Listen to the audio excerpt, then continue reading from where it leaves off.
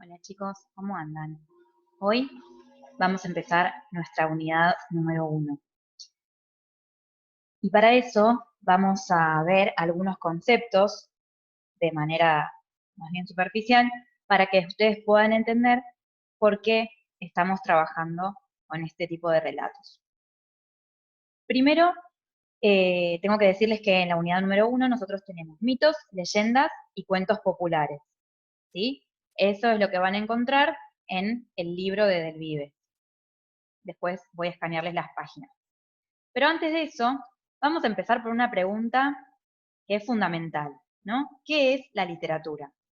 La literatura, en primer lugar, es un arte, es una forma de expresión, pero también es un despertar de la imaginación. ¿Por qué?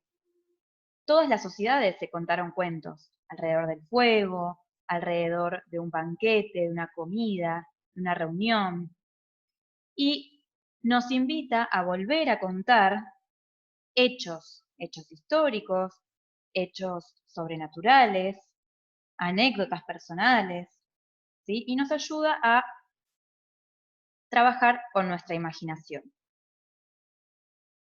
Ahora, hay otras cosas que tenemos que tener en cuenta también. Ficción y realidad. Dos conceptos que tenemos que poner en conjunto.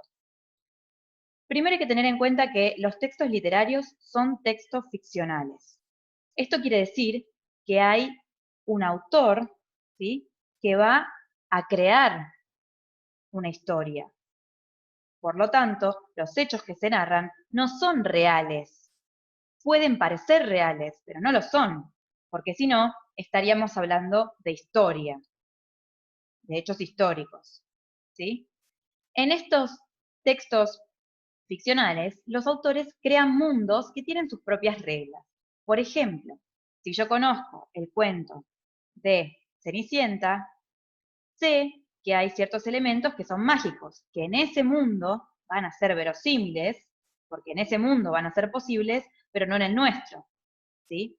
Y hay otros mundos que crean los autores que son más parecidos al nuestro. Eso pasa sobre todo en los textos realistas, ¿sí? Pero siempre hay que tener en cuenta que lo que leemos es ficción. Esto no quiere decir que sea mentira, sino que cuando vamos leyendo, el cuento nos envuelve de una forma que durante el momento que estamos leyendo nos resulta creíble. Y eso es lo que se llama pacto ficcional, ¿sí? Cuando el autor crea un cuento y yo me pongo a leer, acordamos que yo voy a creer lo que está ahí, aunque no sea la realidad, sino que es ficción.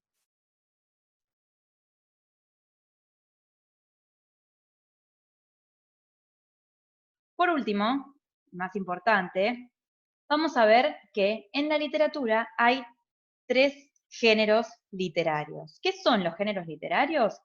Son una serie de características, digamos, de rasgos y estructuras, ¿sí? Y por eso podemos englobar los diferentes textos en 3 géneros. El primero es el género narrativo, ¿sí?, que está caracterizado porque los textos cuentan una historia, ¿sí?, y tiene un marco, o sea, un tiempo, un espacio y personajes. Este año nosotros vamos a ver los mitos, las leyendas, los cuentos populares, los relatos fantásticos y los relatos realistas, ¿sí? Solo en la primera unidad vamos a ver mitos, leyendas y cuentos populares. Nosotros los vamos a ver más adelante, ¿sí? Por otro lado, el género dramático, lo que usualmente conocemos como teatro, reúne textos pensados para ser leídos, pero más que nada para ser representados. Y tienen características que facilitan la puesta en escena. Por ejemplo, tienen diálogos, indicaciones y acotaciones que hacen los personajes y demás. El último es el género lírico, que se centra en la transmisión de emociones, ¿sí?, y al que comúnmente llamamos poesía. También vamos a verlo más adelante. Ahora nos vamos a centrar en el género narrativo, ¿sí? Estos géneros, a su vez, se pueden dividir en subgéneros. Por lo tanto, mitos, leyendas y cuentos populares van a ser subgéneros dentro del narrativo. Acá ustedes pueden ver las características de cada uno de estos subgéneros, ¿sí? Los mitos, que tienen un tiempo remoto, lugares poco precisos, es decir, no se detallan. ¿Y qué es lo que intentan hacer los mitos? Bueno, dar una explicación a algo que algún determinado pueblo no podía explicar de manera racional o lógica, ¿sí? Por lo general están vinculados a lo sagrado. Y tienen personajes como dioses, semidioses y reyes. Como ustedes me contaron, leyeron el mito de Pandora, ahí hay una imagen, otro muy conocido es el mito de Medusa, y este año vamos a agregar algunos más. ¿Qué pasa con las leyendas? Las leyendas, igual que los mitos, tienen un tiempo impreciso, pero a diferencia de ellos, van a tener un lugar preciso, esto es que está determinado, ¿sí? Y se caracterizan por dar una explicación a un hecho puntual. Por ejemplo, a cómo se creó la flor del ceibo, como la imagen que tienen al lado, a por qué un hombre se transforma en hombre lobo, ¿sí? Y otras cuestiones.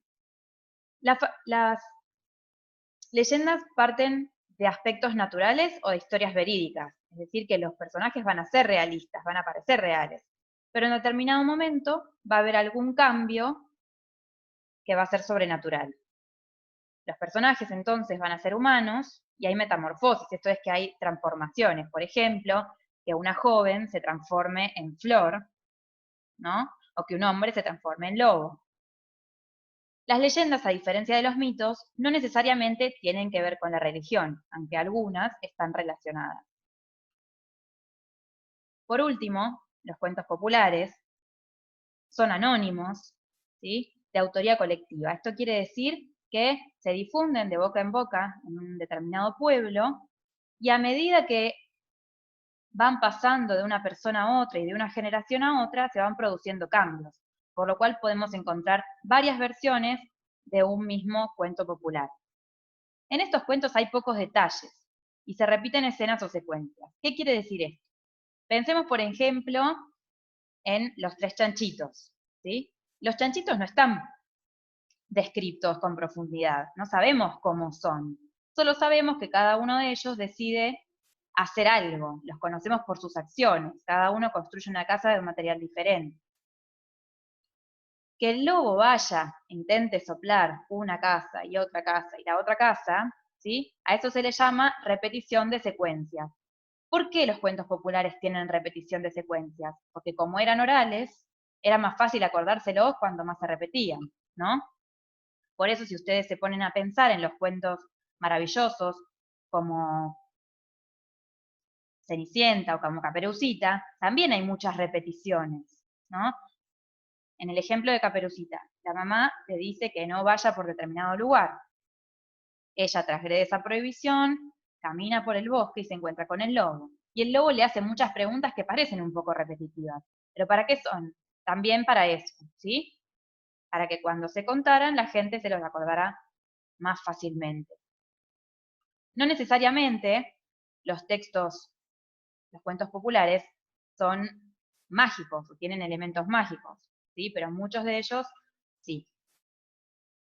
Por el momento, esto es todo. Yo les voy a dejar unas páginas del libro que ustedes van a leer y unos relatos que también van a leer. Y más adelante vamos a trabajar con eso, ¿sí? Nos vemos la próxima.